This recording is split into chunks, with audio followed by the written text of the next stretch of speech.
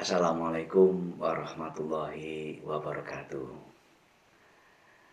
Para siswa, marilah kita senantiasa selalu bersyukur kepada Allah SWT atas segala limpahan rahmatnya. Kita bisa belajar bersama saat ini. Dan jangan lupa kita selalu berbakti kepada orang tua dan guru. Anak-anakku, pada kesempatan ini kita akan belajar bahasa Indonesia tingkat SMP kelas 8 semester 1 bersama saya Sunarto, guru bahasa Indonesia dari SMP Negeri 1 Dringu. Pada pertemuan kali ini kita akan membahas mulai dari bab 1 tentang teks berita, yakni membahas tentang informasi yang membanggakan anak-anak. Oke. Pada teks berita kali ini, ya, pada bab 1 ini membahas 4 KD sekaligus, yaitu KD 3.1, 4.1, 3.2, dan 4.2. Nah, apa yang akan dibahas pada materi 3.1, yakni KD yang membahas tentang mengidentifikasi unsur-unsur teks berita. Sedangkan KD 4.1 yakni menyimpulkan isi berita. Selanjutnya 3.2 menelaah struktur dan kebahasaan, dan 4.2 menyajikan data dan informasi dalam bentuk berita. Nah, jadi dalam satu bab ini kita akan membahas 4 KD. Namun pada pertemuan kali ini kita akan fokus ke 2 KD saja, yakni KD 3.1 mengidentifikasi unsur-unsur teks berita, dan 4.1 menyimpulkan isi berita. Mari kita bahas pada 2 KD tersebut, ya. Nah, KD 3.1 mengidentifikasi unsur-unsur teks berita, dan yang kedua menyimpulkan isi berita, dengan tujuan anak-anak nanti setelah selesai belajar tentang KD 3.1, kalian diharapkan atau siswa mampu mengidentifikasi unsur-unsur berita, ya. Jadi kita identifikasi nanti apa sih unsur-unsur berita itu. Oke. Berikutnya tentang KD 4.1 yakni menyimpulkan isi berita. Setelah kita belajar tentang unsur-unsur teks berita, diharapkan kalian nanti mampu menyimpulkan isi dari sebuah berita. Oke. Itu tujuan dari 4.1, ya. Jadi Bapak ulangi karena ini penting. Setelah belajar, anak-anak nanti diharapkan mampu mengidentifikasi unsur-unsur berita. Yang 4.1, setelah selesai belajar, diharapkan kalian mampu menyimpulkan isi berita. Oke, berikutnya sebelum kita belajar tentang unsur-unsur berita, bagaimana cara menyimpulkan, alangkah baiknya kalau kita belajar tentang definisi dulu. Nah, dalam teks berita itu nanti yang kita bahas ada 3 poin. Yaitu yang pertama yaitu tentang definisi teks berita. Berikutnya kita akan belajar tentang mengidentifikasi unsur-unsur berita, dan yang ketiga kita belajar untuk menyimpulkan isi berita. Oke. Selanjutnya marilah kita bahas tentang definisi dari teks berita. Oke, ya.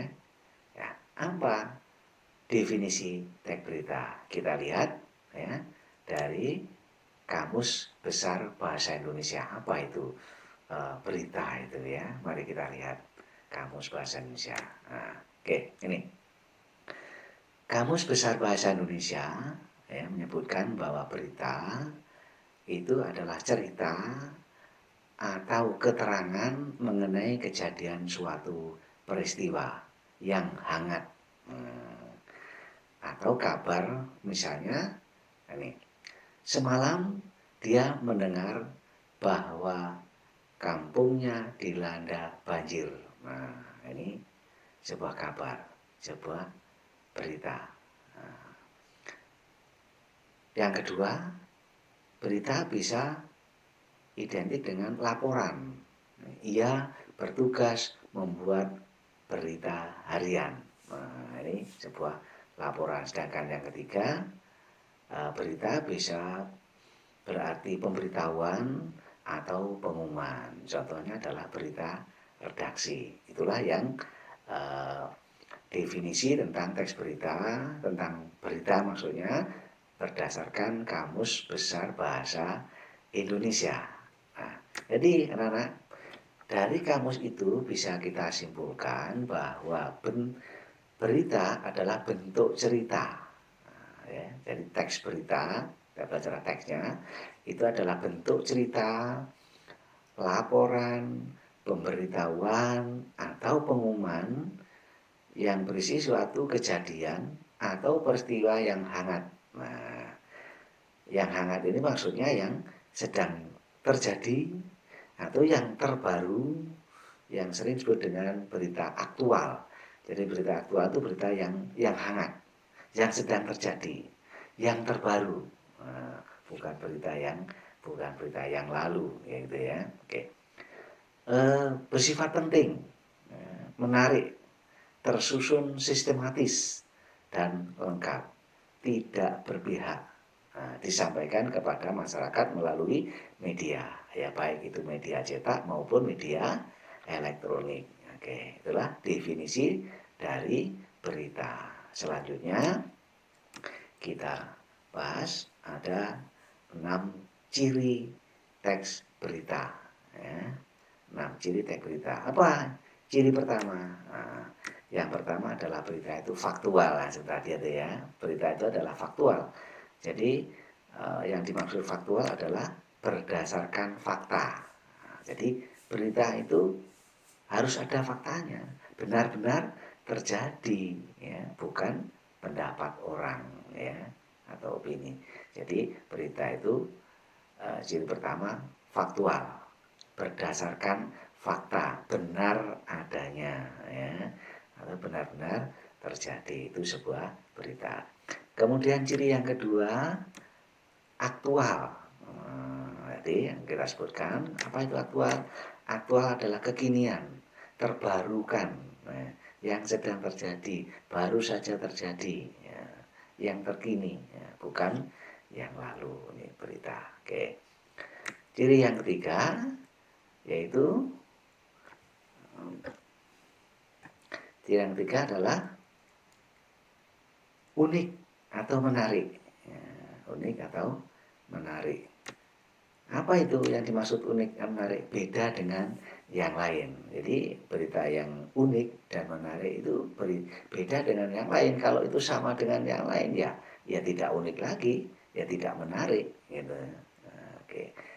Berikutnya yang keempat, sistematis dan lengkap. Sistematis itu berurutan, boleh berarti urutan waktu, urutan peristiwa atau kejadian. Lengkap. Lengkap ini bisa memenuhi unsur-unsur berita. Nah, nanti akan kita bahas lebih lanjut, ya. Oke, yang kelima, berita itu seimbang. Artinya seimbang itu apa? Seimbang, tidak berpihak, ya. Tidak berpihak, ya seimbang.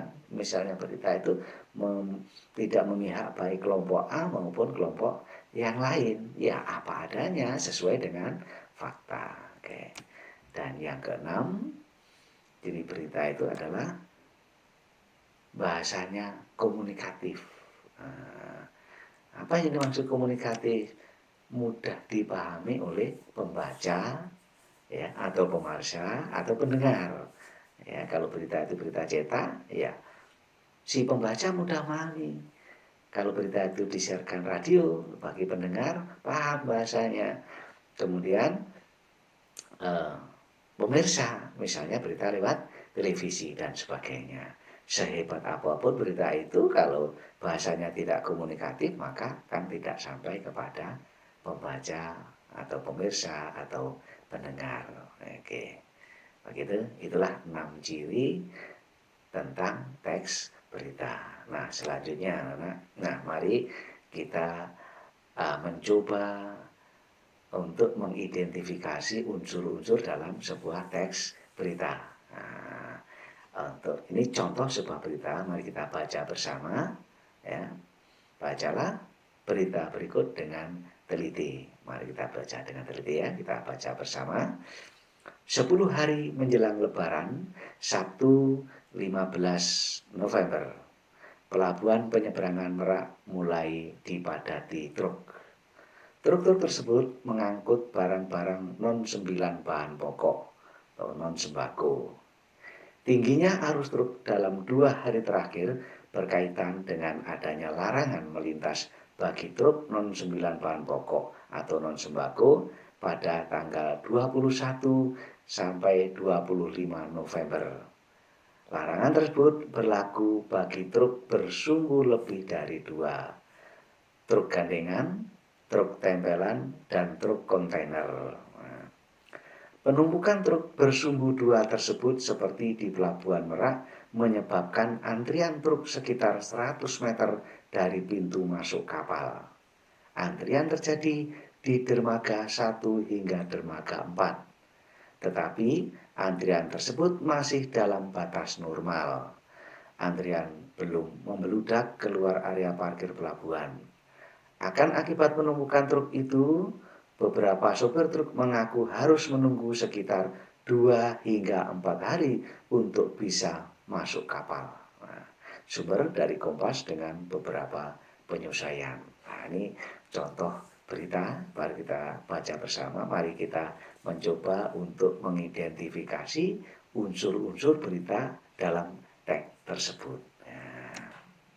Nah, untuk mempelajari unsur-unsur berita, kita simak pertanyaan-pertanyaan berikut jawabannya ya. Oke, jadi dari pertanyaan kemudian jawabannya, nanti kita akan belajar tentang unsur-unsur teks berita. Nah, oke.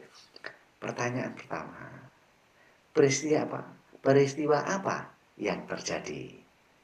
Nah, jawabannya apa? Nah, peristiwa yang terjadi adalah padatnya pelabuhan Merak. Kemudian pertanyaan kedua, siapa yang mengalami peristiwa itu? Nah, siapa yang mengalami itu? Adalah truk-truk pengangkut barang non-sembako. Yang ketiga, di mana peristiwa itu terjadi? Oke, di pelabuhan penyeberangan Merak. Nah, pertanyaan keempat, kapan peristiwa itu terjadi? Nah, 10 hari menjelang Lebaran, tepatnya Sabtu 15 November. Oke. Yang kelima, mengapa peristiwa itu terjadi? Nah, adanya larangan melintas bagi truk non-sembako pada 21 sampai 25 November. Dan yang keenam, bagaimana proses terjadinya peristiwa itu? Maka jawabannya adalah proses tersebut menyebabkan antrian truk di pintu masuk kapal. Nah, ada pertanyaan, apa, siapa, di mana, kapan, mengapa, dan bagaimana. Ada 6. Nah, dari 6 pertanyaan tadi itu, ini disebut dengan unsur-unsur berita. Nah, ya. Saya ulangi, ya. Pertanyaan apa, siapa, di mana, kapan, mengapa, dan bagaimana, itu disebut dengan unsur-unsur berita. gitu ya anak ya, paham ya? Oke. Nah, ini nih, kita lihat ini. Ada contoh bagian itu untuk memperjelas lagi ya. Unsur-unsur dalam teks berita. Nah, jadi yang pertama, what, apa. Ya. Kedua, where, di mana. Tiga, kapan, when. Kemudian berikutnya adalah siapa, terus mengapa, why, dan bagaimana. Nah, inilah yang disebut dengan unsur-unsur berita ya, yang sering dikenal dengan istilah adik Simba. A, apa, di mana, K, kapan, S, siapa, M, mengapa, B, bagaimana. Ya, unsur-unsur berita apa? Adik Simba, apa, di mana, kapan, siapa, mengapa, dan bagaimana. Dan istilah bahasa asingnya disebut dengan 5W dan 1H. Nah, paham ya? Ya, Nana ya. Jadi unsur-unsur berita, unsur dalam teks berita adalah adik Simba atau 5W 1H. Oke, gitu. Oke, mudah-mudahan dengan adanya bagan ini para siswa mudah untuk memahami tentang unsur-unsur di dalam teks berita. Selanjutnya, mari kita belajar menyimpulkan isi teks berita. Oke. Pertama, kedua, ketiga. Ada di 1, 2, 3 langkah untuk menyimpulkan sebuah teks berita. Yang pertama, yang harus dilakukan adalah meringkas pokok isi berita. Lagi, meringkas pokok-pokok isi berita. Langkah berikutnya, menyimpulkan pokok isi berita. Dan yang ketiga, memberi tanggapan. Ya. Jadi untuk menyimpulkan isi berita, itu yang pertama, meringkas pokok-pokok isi berita, dilanjutkan menyimpulkan pokok-pokok isi berita, dan memberi tanggapan. Oke, apa yang dilakukan dalam meringkas pokok-pokok isi berita? Yang pertama dilakukan adalah mendengarkan ya, atau membaca berita. Yang kedua, mencatat pokok-pokok unsur berita. Yang ketiga, menyampaikan secara lengkap dan ringkas. Nah, ini yang harus dilakukan langkah pertama. Sedangkan langkah kedua, yakni memanfaatkan ringkasan sebelumnya yang terdapat pada pokok-pokok informasi berdasarkan adik Simba. Nah, jadi tadi mencatat pokok-pokok, ya pokoknya apa yang berdasarkan adik Simba. Nah, kesimpulannya adalah kata-kata akhir dari suatu uraian. Nah, ini langkahnya ya. Jadi mencatat pokok-pokoknya berdasarkan adik Simba tadi atau 5W1H. Selanjutnya, nah, manfaat itu kita ringkas dari 5W1 lagi. Yang terakhir kita memberikan tanggapan ya. Nah, tanggapannya adalah sambutan terhadap suatu berita, bisa berisi kritik atau komentar. Yang kedua, aspek yang ditanggapi bisa kebahasaannya, bisa struktur atau isi dari berita tersebut. Nah, ini langkah menyimpulkan isi teks berita. Ada 3 tahapan yang harus kita lalui. Nah, berikutnya mari kita mencoba untuk meringkas. Nah, masih ingat bacaan tadi ya? Ringkasan dari wacana tadi yaitu Pelabuhan Merak dipadati oleh truk-truk pengangkut barang non sembako pada 10 hari menjelang Lebaran. Sabtu 15 November Kondisi tersebut disebabkan adanya larangan melintas bagi truk non-sembako pada tanggal 21 sampai 25 November. Itu ringkasan dari berita tadi ya. Jadi ada di situ apa, terus kemudian ada kapan, ada di mana dan sebagainya. Itu ringkasannya. Nah, berikutnya kesimpulannya apa dari bacaan tadi atau berita tadi? Ya, kesimpulannya adalah berita tersebut menyampaikan informasi tentang padatnya pelabuhan Merak oleh truk-truk pengangkut barang non-sembako pada 10 hari menjelang Lebaran. Nah, kemudian berikutnya, berita tersebut menginformasikan pengenalan pusat kebudayaan AS di Indonesia oleh Kedutaan Besar Amerika Serikat. Pengenalan dilaksanakan di Pusat Pembelanjaan Pacific Place di Bilangan Senayan, Jakarta Selatan. Loh, kok berbeda, Pak? Nah, ini contoh sebuah kesimpulan. Kalau yang A tadi adalah kesimpulan dari berita tersebut, nah yang ini kesimpulan dari berita yang lain. Jadi artinya kita mencoba untuk membuat kesimpulan sebuah berita. Apa yang dimaksud dari berita itu ya. Nah, ini intinya di mana, maksudnya apa, maunya bagaimana, itu adalah kesimpulan dari sebuah berita. Ini contoh dari kesimpulan sebuah berita.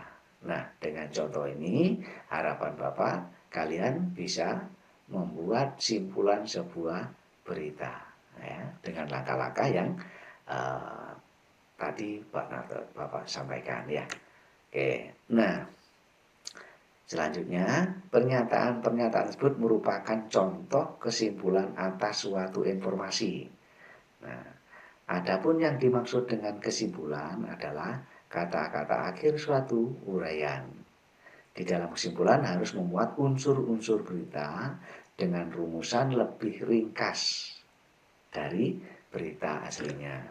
Ya, dengan demikian, kesimpulan tentang isi berita harus memanfaatkan ringkasan sebelumnya terhadap pokok-pokok informasi.